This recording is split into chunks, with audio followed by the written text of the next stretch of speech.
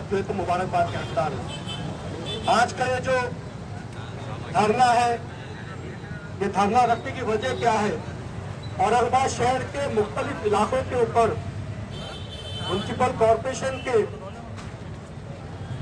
अधिकारियों के द्वारा खासतौर पर मिलिट्री ड्रेस पहनकर जो लोग घूम रहे हैं, मिलिट्री ड्रेस पहनने वाले लोगों को देखकर दिल में दिमाग में बिस्तक आती है। मगर जब ये गुंडे मिलिट्री ड्रेस पहनकर शहर के अंदर घूमने के लिए, मैं मुबारकबाद दूंगा नासिर सिद्दीकी साहब को, उन्होंने एक अच्छा आज धरना यहाँ पर मुंतखब किया।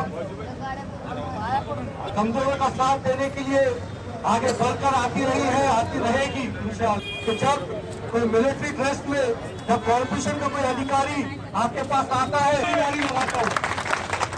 और अगर आपके सवाल का हॉकर्स जोन नहीं रहा, कोशिश करेंगे जब तक तुम हॉकर्स को खड़े रहने के लिए जगह अलॉट नहीं करेंगे तब तक आपको अधिकार नहीं है कि आप रोड के ऊपर जो इधर दादागिरी करते रहेंगे तो आपको और मजलिस इत्तेहाद मुस्लिमीन का टकराव होने वाला है। तो अगर नहीं सुधरे तो आने वाले वक्त के अंदर इस आंदोलन को रोड के ऊपर और जोरों शोरों से लेकर जाया जाएगा और हॉकर्स के लिए मजलिस इत्तेहाद मुस्लिमीन ये जंग को और आगे तक लेकर जाएगी। मैं तमाम हॉकर्स से जो यहाँ पर मौजूद है और जो यहाँ पर मौजूद नहीं है, आप तमाम से गुजारिश कर रहा हूँ कि अपने हक के लिए लड़िएगा। जब तक आप लड़ेंगे नहीं, जब तक आप रोड के ऊपर आकर अपने अधिकारों के लिए लड़ेंगे नहीं, तब तक आपकी बात को सुना नहीं जाएगा। और इसी तरीके से ये म्युनिसिपल कॉर्पोरेशन की दादागिरी आपको परेशान करती रहेगी। शहर के अंदर बहुत सारे काम पेंडिंग है, चाहे ड्रेनेज के हो, चाहे रोड के हो, चाहे पानी के हो।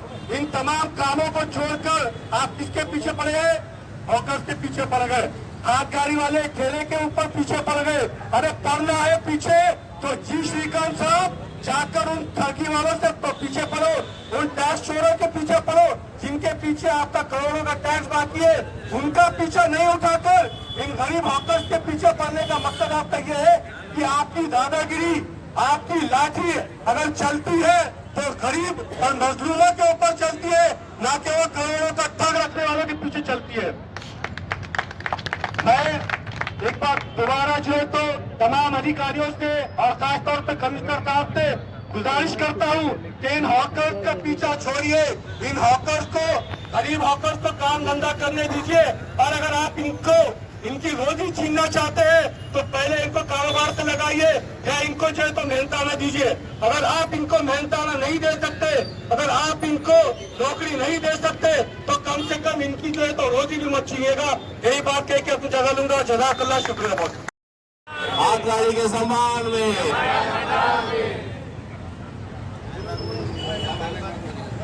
अब हमारे बीच में माजी सैनिकाचा कराच काय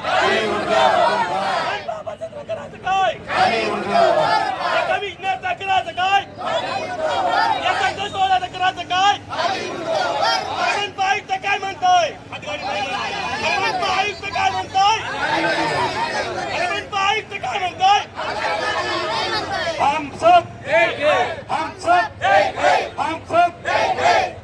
ये कमी महानगरपालिकेचं करायचं काय, या माजी सैनिकाचं करायचं काय, हम सब एक है। इनका जो तुम आगे बढ़ो, हम तुम्हारे साथ हैं। इनका जो तुम आगे बढ़ो, हम तुम्हारे साथ हैं। नासिर में तुम आगे बढ़ो, हम तुम्हारे साथ हैं। असगर में तुम आगे बढ़ो, हम तुम्हारे साथ हैं। हम सब एक है, हम सब एक है। तो जो अन्याय हो रहा है, इस वजह से हमारे जो टीम है मजलिस इत्तेहाद मुस्लिमीन की, जिस तरीके से अलहाद बेस्ट असदुल अवीसी साहब हमको गाइडेंस करते रहते हैं हमेशा, और हमारे खासदार वो फोटो में माजी लेकिन हमारे लिए आज भी खासदार है, जमीर साहब की हिदायत पर हमारी एक मीटिंग हो गई जिसका नेतृत्व आज नासिर सिद्दीकी साहब, मोहम्मद असरार साहब कर रहे हैं। मैं उनको मुबारकबाद देता हूँ और अपनी बात का आगाज करता हूँ।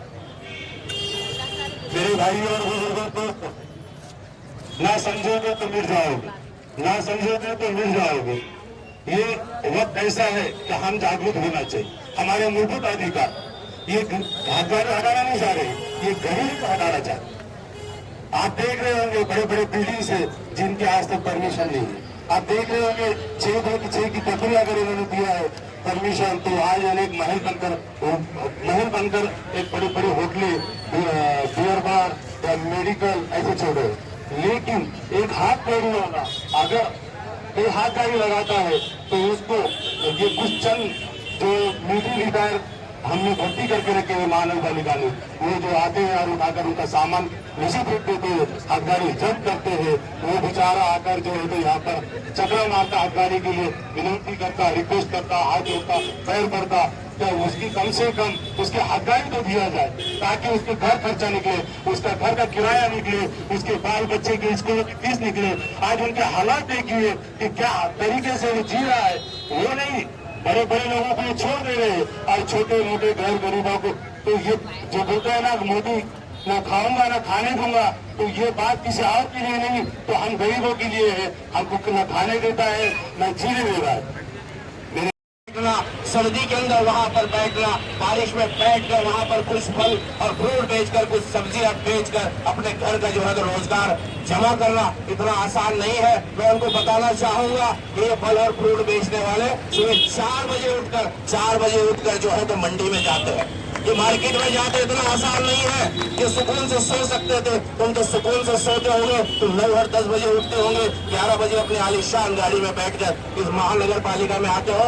लेकिन ये लोग सुबह 4 बजे उठकर जो है तो उस मंडी में जाते हैं, वहां से फल और फ्रूट लेकर आते हैं, सब्जी लेकर आते हैं, फिर उसको लेकर साफ सुथरा करके जो है तो बेचने के लिए निकलते हैं। उस धूप में, उस सर्दी में, उस गर्मी की तपिश में जो है तो उसको बेचकर कुछ चंद पैसा जो अपने हासिल करते हैं, फिर उस शाम में ले जाकर उस दुकान से कुछ खरीद कर अपने घर में जो है तो वो खाना उनका पकता है। तो सोचो इतनी दिक्कत और इतनी मशक्कत के बाद में चंद पैसा जो है तो कमाते हैं, किस तरीके से तुम जो है इनको बर्बाद करने का काम कर रहे हो। उनके सब्जियां तुम उठा लेते हो, उनके फल फ्रूट उठा लेते हो, उनका सामान जब्त कर लेते हो, उनके कांटे गिनने के कांटे जो है तो जब्त कर लेते हो, उनके हाथ गाड़ियां जब्त कर लेते हो। कई हाथ गाड़ियां इसमें ऐसी थी जो रोज से 100 और 50 रुपए रोज से जो है उससे भाड़े से लेकर जो है अपना रोजगार किया करते थे, तुमने वो तक उनको जमा कर लिया। मुंह तोड़ जवाब दिया था आप, और मुझे देखिए ऐसा जवाब आपको देने की जरूरत है। अरे हमारे भाई अल्ताफ भाई खड़े, ये अक्षय भाऊ के छोटे भाई, यानी कि हम सब आपस में भाई है। ये हमारे फल फ्रूट वाले अल्ताफ भाई, जैसे अक्षय भाई के एक वीडियो आपने देखा होगा किस तरीके से ये लुटेरे जादव को जो फूलों से नवाज रहे थे, जो गुलपुशी कर रहे थे, तो उस तरीके से आपको भी उसका जवाब ऐसा सीखना होगा। इसको कहते हैं क्रांतिकारी योद्धा। मैं फल फ्रूट वाले तमाम फेरी वालों को कहूंगा कि इन जैसे लीडरों की आपको जरूरत है। जो संगठन वाले जो घरों में बैठे, इन लोगों को आपको अपना लीडर मानना पड़ेगा। ये अल्ताफ भाई को आपका लीडर मानना पड़ेगा। अल्ताफ भाई ने क्या किया आपको मालूम है? चिकन खाने के अंदर जब ये महानगर पालिका के इंडियन वर्दी पहन के गुंडों ने वहां पर आए और वो फल फ्रूट लेकर वो छीन कर जब अपने घरों पर या कहीं पर लेकर जाने की कोशिश कर रहे थे, अल्ताफ भाई ने क्या किया? पूरे फल फ्रूट रोड पे फेंके और उसके गाड़ी के पीछे से सो गए। आज तो मैं तू फल फ्रूट देंगे या मेरे को मार के देंगे, अब तू तय कर लिया। अरे लड़ना सीखो। बाबा साहब ने हमको जो संविधान दिया है उस संविधान को समझना सीखो, उसको समझना सीखो, उसके जरिए लड़ना सीखो। तुम अगर लड़ोगे नहीं, अरे मैं तो कहूंगा बड़े सख्त अल्फाज में, कुत्तों और बिल्लों की तरह जिंदगी गुजारना छोड़ दो। अगर वो उधर से आ रहा है हम इधर भाग रहे हैं, और वो इधर से आ रहा है हम इधर भाग रहे हैं, वो पीछे से आ रहा है हम सामने भाग रहे हैं। अरे आते हुए कितना टाइम बोलना, हम देखेंगे इस तरीके से जीना सीखो। अरे पहले तू हमारे को जगह दे, उसके बाद तू हमसे यहाँ से हटा। मैं अक्षय भाऊ को और हमारे अल्ताफ भाई को यहाँ से सलाम करता हूँ। इस तरीके से लड़कर जीना चाहिए, मैं कहना चाहता हूँ। मौजूद रहेंगे तो जब घाटी के सामने जब कार्रवाई की गई और ये गरीबों के गाड़ियों को जो है तो गाड़ी के अंदर भर दिया गया, उनके माल के साथ में, के साथ में, तो जब हमारे वहाँ पर राजू मिनारे साहब और हमारे भाई ये लोग वहाँ पर मौजूद थे, उन्होंने उसका विरोध किया। उसका विरोध करने के बाद जब ये लोग नहीं सुन रहे थे, और आपको पता होना चाहिए कि मैंने उनसे कहा कि मेरी मजबूरी है कि मैं स्पॉट पे नहीं आ सकता हूं, क्योंकि मेरी दादी का इंतकाल हुआ था और मैं घर पर मौजूद था। लेकिन बहुत ज्यादा फोन आने के बाद में मैं घाटी के सामने जब गया और देखा कि इनकी गाड़ियों को जो है तो ये एक्स मिलिट्री मैनों ने ये गाड़ियों में भर लिया और उसको ले जाने के लिए तैयार थे ये लोग। जब हम लोगों ने उनकी, अगर वैसे ही मारना है तो ऐसे मरने के लिए हम लोग, कैसे कई प्रोजेक्ट है। आप देखिए शहर के अंदर बड़ी आसानी से प्लास्टिक जो है तो पहुंच जा रहा है। कहां पर पहुंचता है? अंगूरी बाग के इलाके के अंदर, और वहां पर पहुंचने के बाद में ये लोग पीछे से जा रहे हैं और एक दुकान वाले से जो है तो ये 25-25 हजार रुपये जो है तो फाइन मार रहे हैं। उसके अलावा 10-10 हजार अलग से जेब में डाल रहे हैं। और इससे पहले इन्होंने हजारों टन जो है तो मैं समझता हूँ कि प्लास्टिक को जब्त करके कहाँ रखा, इसकी कंप्लेन मैं प्लास्टिक वालों के साथ जाके करूंगा कि इसका पंचनामा हुआ, न इसके कोई गवाह थे वहां पर कि इन्होंने कितना माल जब्त किया, कितने रुपये का माल जब्त किया, हजारों और लाखों का, इसका हिसाब कौन रखेगा। आज देखिए ये गरीब लोगों की जो गाड़ियां होती है, ये दिन भर कमाने के बाद ये जाकर जिससे फ्रूट लेकर आते हैं उसको पैसा देते हैं कि भाई ये आपके पैसे, और ये हमारे जो है 200-500 रुपए बचे हैं और ये इनके ऊपर जो तो फ्रूट लेके जा रहे हैं, या तो अपने घर में अपने बीवी बच्चों को खिला रहे, वरना वहां पर वो कुछ गुंडों ने जो तो गौशाला के अंदर जो गायों के नाम के ऊपर जानवरों को पालते हैं, ये उनको लिजाकर भी देते हैं कि ये हमने फ्रूट जब्त किया। जबकि कानून है, कानून ये है कि पेरिशेबल गुड्स जो खराब होने वाली चीजें हैं ये लोग हाथ नहीं लगा सकते। फिर भी आप देखो किसी के नारियल, किसी की मौसम्बी, किसी के सेब, ऐसी चीजें जो खराब होने वाली होती है इनको जब्त करने का हुक्म नहीं है। तो मैं इनसे यही कहना चाहता हूँ कि देखो कायदे में तुम रहोगे कि अगर बाहर आकर चौखट के बाहर आएंगे तो उस दिन तुम्हारे को तुम्हारा पता पूछना पड़ेगा कि हम लोग कहाँ रहते हो। समझा दे रहा हूँ यहाँ से। देखो ये गरीब जनता है, अगर इनके लिए अगर तुम्हारे पास कायदे कानून नहीं है तो फिर हम भी तुम्हारे लिए कोई जो है तो गारंटी नहीं लेते। जिस दिन ये जनता उतरेगी और इनको पीछे हम खड़े रहेंगे तो उस दिन तुम्हारी हालत खराब करके रख देंगे। राहुल साहब, आपको अकाउंट का चार्ज दिया गया है, बड़ा इंटरेस्ट ले रहे हैं आप ये गरीबों के ऊपर। अगर आप इतने बड़े अधिकारी है तो उन बिल्डरों से आपने जो है तो उन्होंने जो पार्किंगें खा के रखी है, आज शहर के अंदर कहीं पे भी रोड के ऊपर गाड़ी लगाने के लिए जगह इसलिए नहीं है और छोटा आदमी छोटा बनेगा। इन्होंने ये तय कर रखा है कि इन्होंने बड़े बड़े मॉल जो है ये बड़े बड़े लोगों के होते हैं।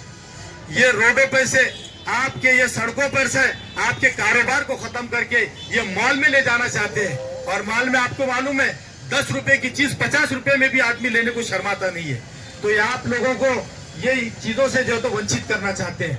ये चाहते हैं कि आप लोग कमाकर अपना पेट सुकून से ना भरे, आपके बच्चों को पढ़ाए लिखाए नहीं, बल्कि आप इनको चोरी करना सिखाएं। अगर आपको यही सिखाना है तो मैं यहाँ पुलिस प्रशासन से ये अपील करूंगा कि भाई ट्रैफिक हवलदार जो है ये ट्रैफिक का काम करेंगे। ये महानगर पालिका वालों ने कब से आपका काम लिया, इनसे हिसाब किताब लेना आपका काम है। कमिश्नर साहब, पुलिस कमिश्नर साहब से यही गुजारिश करूंगा कि देखिए शहर का वातावरण अच्छा है, बहुत अच्छा है, हम सब मिलजुल कर रहते हैं, लेकिन गरीबों के ऊपर अत्याचार होगा। अगर लॉ एंड ऑर्डर का मसला आएगा तो इसका जिम्मेदार जनाब बाउर साहब और उनके पाले हुए गुंडे जो डबल सैलरी उठा रहे हैं, ये लोग रहेंगे। मैं आप लोगों के माध्यम से ये बताना चाहता हूं कि देखिए आपको बहुत काम है। आपने 307 करोड़ रुपए के जो रोड बनाए वो सब बोगस निकल रहे हैं। उनकी क्वालिटी जाकर देख लीजिए, दरारें पड़ रही है, वहां पे धूल उड़ रही है, कोई उसका देखने वाला पूछने वाला नहीं है, क्योंकि आपके पास आपका कमीशन पहुंच गया है। आपने ऐसे कई कारोबार कर लिए हैं कि बीच में कोई आपके पास में नगर सेवक नहीं है, कोई विरोधी पक्ष नेता नहीं है, कोई महापौर उप महापौर नहीं है। यहाँ पर सिर्फ और सिर्फ जो है तो कुछ दिन पहले आपके सामने आपके वोटों की भीख मांगने के लिए जो लोग सड़कों पे उतरे थे, आज वो गायब है, वो बैठे हैं पीछे से इनकी मदद करने के लिए। तो वैसे लोगों को भी समझना चाहिए कि आप अगर इनके वोटों की वजह से आप वहां पर पहुंचे हैं तो इनके अच्छे मतलब इनके बुराई के अंदर इनके ऊपर जो जुल्म हो रहा है तो आपको आगे आना पड़ेगा। मैं सिर्फ जब्त नहीं की गई बल्कि उसके ऊपर जो है तो वो जो बकेट आती है जेसीबी की, एक बहुत अच्छी खूबसूरत टपरी बनी थी 30, 40, 50 हजार रुपए की। वो टपरी को नीचे गिराकर उसके ऊपर वो बकेट से ऐसा मारा गया पंच कि वो टपरी जो है तो पूरी तहस और नहस हो गई। तो तुम्हारी मेंटेलिटी सही नहीं लग रही है। तो महानगर पालिका वालों और यहाँ पर पुलिस के जिम्मेदार भी कुछ ऑफिसर्स खड़े हैं, इनसे मैं अपील करूंगा कि इन्होंने तुरंत इनको बुलाकर ये कार्रवाई जब तक रुकवाने चाहिए जब तक कायदे का जो है तो पालन नहीं होता। स्ट्रीट वेंडर को अगर प्रोटेक्ट नहीं करना जो है तो महानगर पालिका की जिम्मेदारी है। ट्रैफिक जो है तो क्लियर करना ट्रैफिक पुलिस की जिम्मेदारी है। तो महानगर पालिका के लोगों को रोकिए।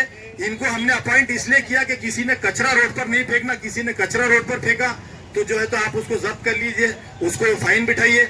अगर किसी ने इलीगल इंक्रोचमेंट किया, इंक्रोचमेंट ये किसको बोल रहे हैं? जो मूवेबल गाड़ी है, आज यहाँ है, सुबह में वहां है, कल वहां पर है, उसको इंक्रोचमेंट बोल रहे हैं। जबकि इंक्रोचमेंट के मतलब ही इनको मालूम नहीं है। जो परमानेंट स्ट्रक्चर है, जो कॉलम आरसीसी है, सारी चीजें बनी है, उसको इलीगल इंक्रोचमेंट कहा जाता है। तो ये बहुत सारी बातें हैं। यहाँ पर इम्तियाज जलील साहब भी है जिनको आपको सुनना भी है।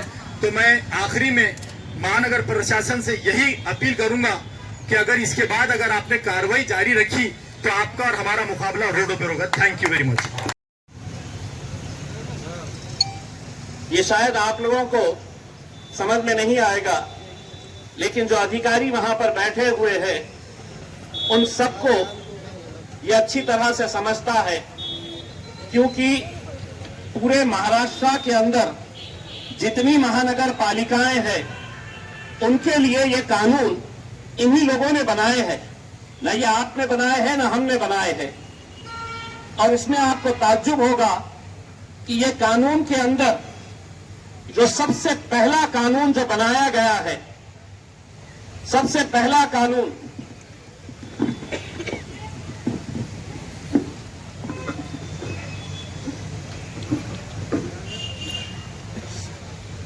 एक नंबर के ऊपर है, the street vendors protection of livelihood and regulation of street vending act 2014।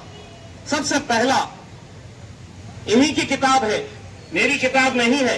कानून मैंने नहीं बनाया है। और यह कानून 2014 के अंदर जब बना,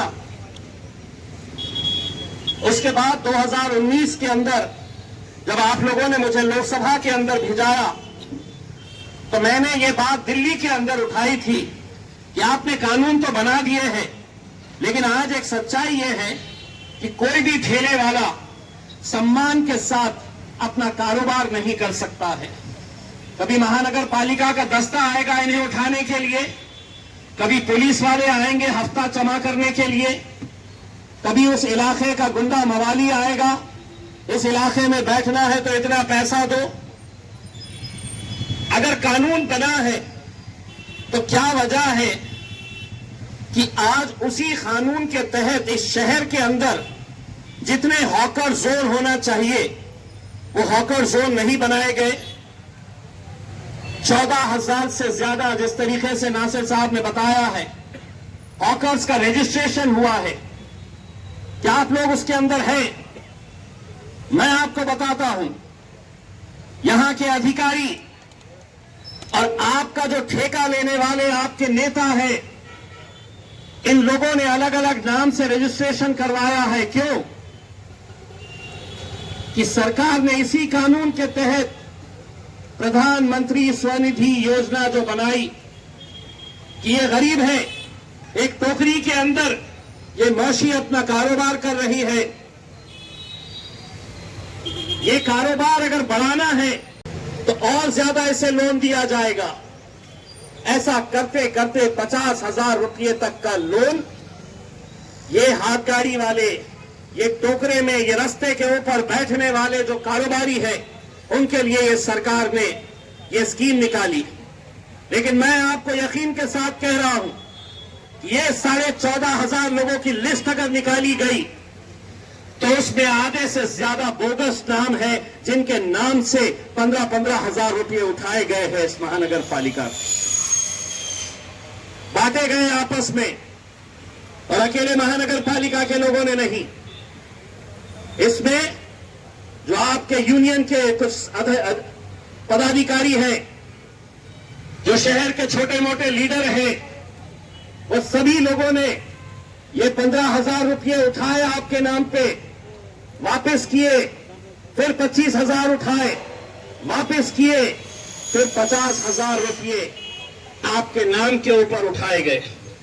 अगर नहीं तो मैं महानगर पालिका को ये कहना चाहता हूं कि जितने लोगों का रजिस्ट्रेशन हुआ है वो रजिस्ट्रेशन की लिस्ट ऑनलाइन डाले कि कौन से महल्ले के अंदर, मुकुंदवाड़ी के अंदर कितने ठेले वाले हैं, किसको लोन दिया गया है, उस्मानपुरे के अंदर कितने हैं, शाहगंज के अंदर कितने हैं, किरारपुरे में कितने हैं। ये पूरी लिस्ट आप डालिए, अपने वेबसाइट के ऊपर डालिए, आपको पता चलेगा कि कितने लोगों ने 15,000 कोई हाथ गाड़ी नहीं, कोई टोकरी के अंदर सब्जी फूल नहीं बेच रहा है, फल नहीं बेच रहा है, लेकिन आपके नाम के ऊपर 15,000, 25,000, 50,000 रुपये के लोन निकाले गए हैं। 50,000 लेने के बाद ये कोई वापस नहीं करने वाला, क्योंकि उनका पता ही वहां पर नहीं है। गलत तरीके से रजिस्ट्रेशन कराए गए। और सवाल यही पैदा होता है कि अगर ये कानून के तहत, अगर इन्हें सम्मान के साथ काम करने की, 2 वक्त की रोटी कमाने की अगर इन्हें इजाजत दी जाए, तो ये क्या मांग रहे हैं? ये आपसे सिर्फ एक छोटी सी जगह मांग रहे हैं। महानगर पालिका की जिम्मेदारी है, कानून के तहत मैं कोई भी बात कानून के अलावा नहीं बात कर रहा हूं। कानून के अंदर यह प्रावधान है कि हर मोहल्ले के अंदर हॉकर जोन होना चाहिए, हर एक को लाइसेंस देना चाहिए, आई कार्ड देना चाहिए। वो आई कार्ड से पता चलेगा कि कौन कहां पर बैठा हुआ है, किसका कौन सा इलाका है। लेकिन क्या यह सच्चाई नहीं है कि जो आ रहा है आपको उठाकर लेकर जा रहा है? मुझे बताया गया है कि हरसूल में किसी एक मुकाम के ऊपर जो जब्त करी हुई हाथ गाड़ियां हैं, कमाने का मौका मिलता है। लेकिन आप लोगों की जिम्मेदारी है, हमने अपने तौर के ऊपर ये तय कर रहे हैं कि हम कहां पर ऐसी रमजान की मार्केट को बना सकते हैं जहां पर पब्लिक को भी तकलीफ नहीं होनी चाहिए और आसानी के साथ आप लोग जो माल लेकर आ रहे हैं वो माल बड़ी आसानी के साथ बिकना चाहिए, अच्छी जगह उसको मिलनी चाहिए। इसके बारे में भी हम चर्चा कर रहे हैं। आप लोगों का साथ रहेगा तो यकीनन ये रमजान के महीने को हम बहुत अच्छी तरीके से, बहुत अच्छी जगह के ऊपर हम लोग ऑर्गेनाइज कर सकते हैं। मैं मेरी पूरी टीम जो इस आंदोलन को कामयाब करने के लिए पिछले कई दिनों से मेहनत कर रही है, मैं उन सभी लोगों का शुक्रिया अदा करता हूं और उम्मीद करता हूं कि ये लड़ाई आपकी अकेले की नहीं रह गई है।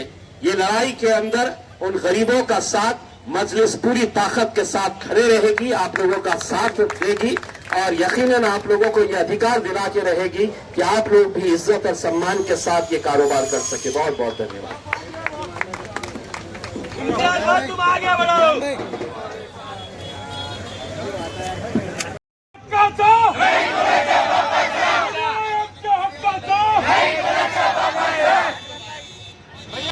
और अगर वो आदमी जो कार्रवाई कर रहा बार बार रोड के ऊपर उतर कर, उसकी इतनी मस्ती है जो हमसे बात करने के लिए यहाँ मौजूद नहीं है, तो अगर वो कल भी आता तो हम लोग कल तक जिम्मेदारी है कि उन्होंने वाउड को कहीं से भी यहाँ पे बुलाना चाहिए, क्योंकि उन्हें उतर के दादागिरियाँ कर रहा ना, तो उसको छुपाया गया है। इसका मतलब वो जब तक यहाँ पे आता ही नहीं, जब तक हम लोग यहाँ से हटने वाले नहीं है, चाहे रात हो जाए या कुछ हो, जितने भी अपने और जो वाले होंगे उनको बोला सब आ जाओ, बोलना 14,000 यहाँ 5,000 लोगों को बुला के ये कौन सा तरीका हुआ? हम लोग वहाँ पे बैठे थे, चुपचाप अंदर जा रहे थे, अब यहाँ पर बैठेंगे। आप बुलाइए कमिश्नर साहब को।